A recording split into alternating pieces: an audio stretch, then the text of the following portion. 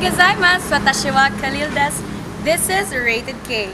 For today's episode, we are going to talk about the Philippine-Japanese relations. How did it start? What has it achieved? What are the challenges that they are facing? And fourth, what to expect. Welcome to Japanese Channel! During World War II, Japanese soldiers created tunnels in Davao City that stretched for about 15 kilometers. This tunnel is actually connected to another one in the district of Mintal. These tunnels served as their hideaway as well as a pseudo headquarters. Japanese soldiers conduct meetings inside these tunnels as well as hide their important possessions such as arms and gold. This is the actual profile life size of the Japanese before.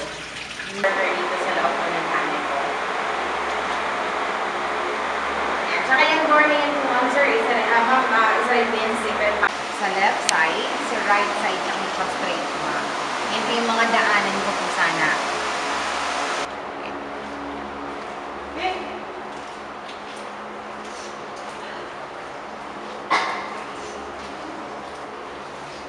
Is the actual Bartolina where the Japanese used before. So when the Filipinos wanted to escape, they were placed here. So imagine 1 to 6 persons can fit here. So it was scary. So relations between Japan and the Philippines dated back to at least the Muromachi period of Japan. Japanese traders settled in the Philippines even before the Spanish colonization. So before World War II, the largest concentration of Japanese immigrants were actually in Davao. So that is why there are many Japanese tunnels and so-called hidden treasures of the Japanese that they hid in Davao. Similarly, Davao had the most economic ventures with Japan from the rest of Southeast Asia. During the American period, Japanese economic ties with the Philippines expanded tremendously, and it came to a point where Japan was the biggest trading partner of the Philippines next to the United States of America.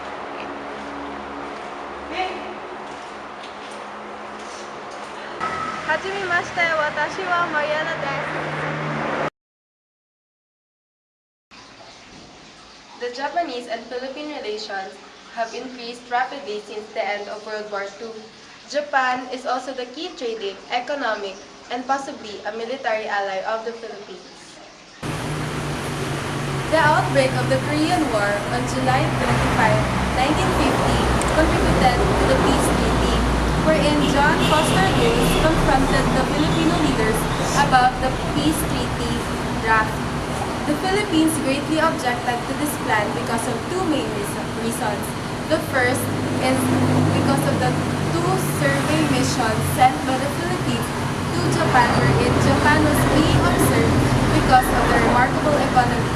And the second is the lack of strong safeguard in the treaty against the remilitarization of Japan. The revised version was not acceptable, and because of that, rallies were held by military groups. In the end, the Philippines gave in, and Secretary Carlos P. Romulo gave the two most important points for the Philippines.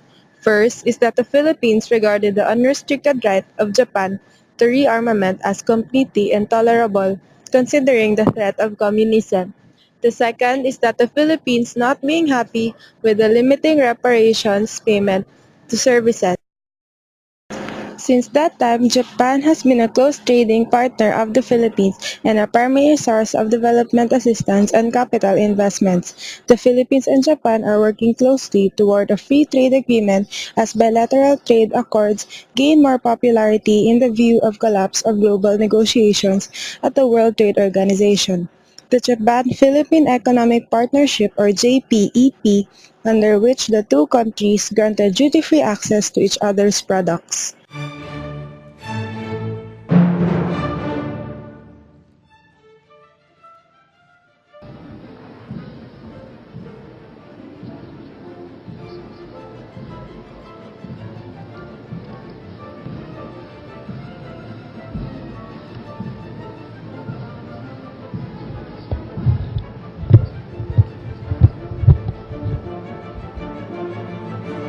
Ball! Ha!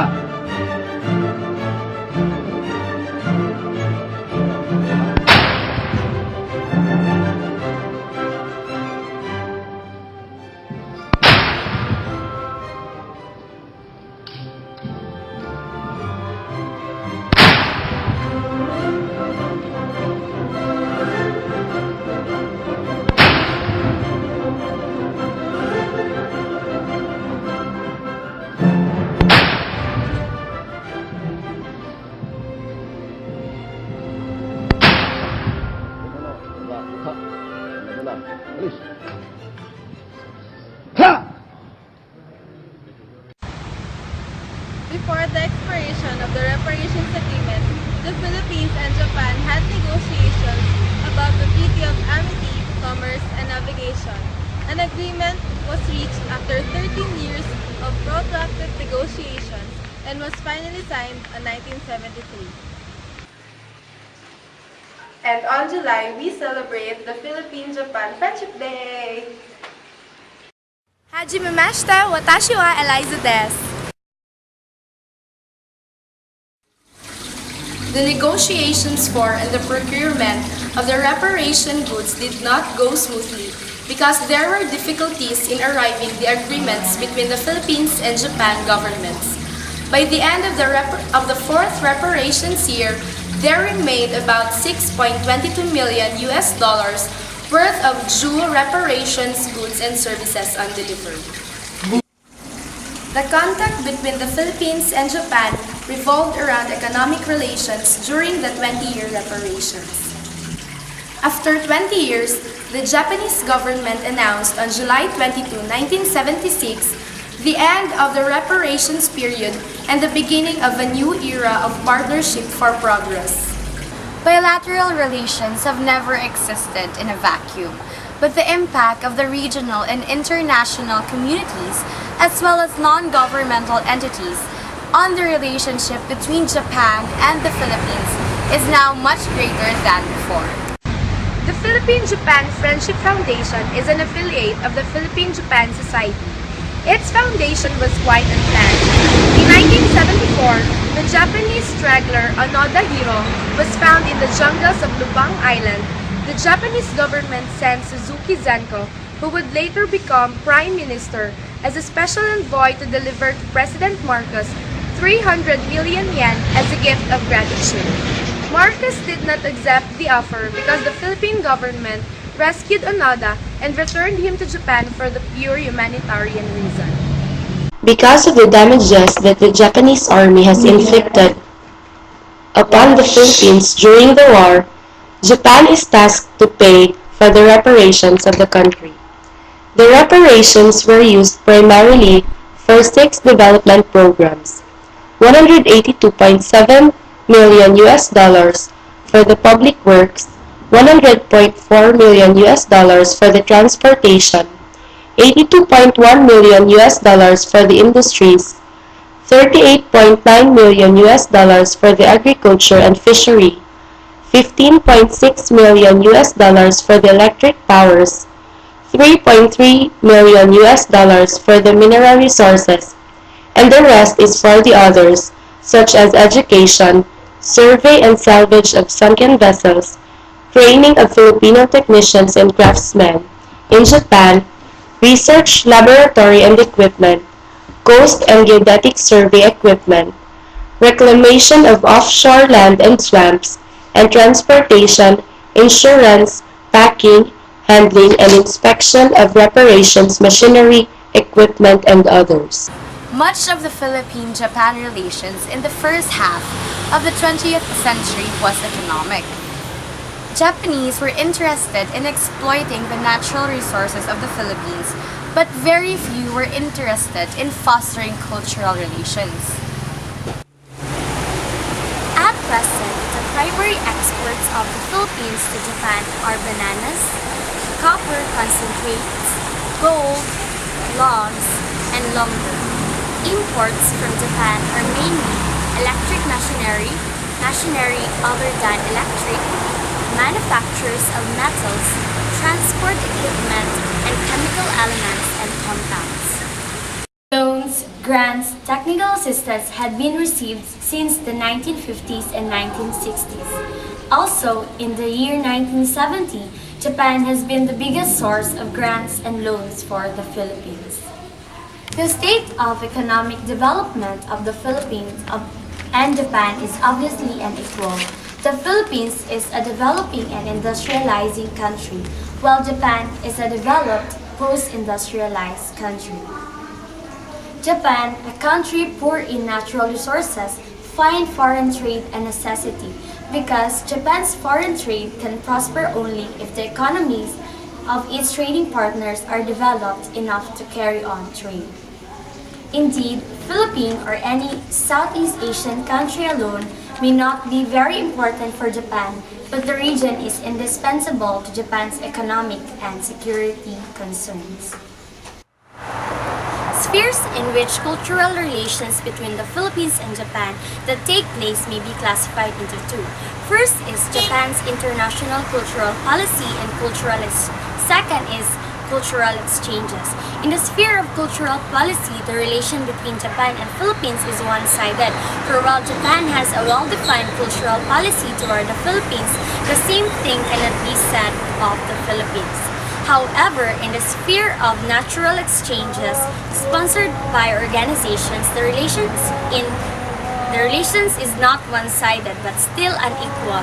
There are more firms and organizations in Japan that can afford to allocate financial resources for cultural activities than there are in the Philippines. With the many achievements that the Philippines-Japan relationship has attained, of course, there are also a few roadblocks that hinder us along the way. There is no serious friction or problems in terms of economic relations between Philippines and Japan. On the other hand, the tragedy that brought World War II has left two problems. First is the comfort of women, and second is the nickel gene.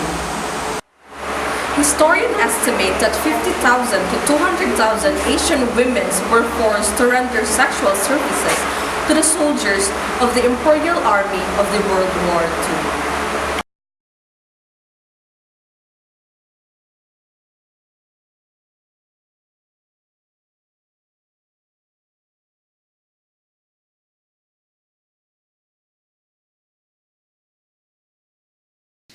Before the end of 1992, 18 Filipino women had came out.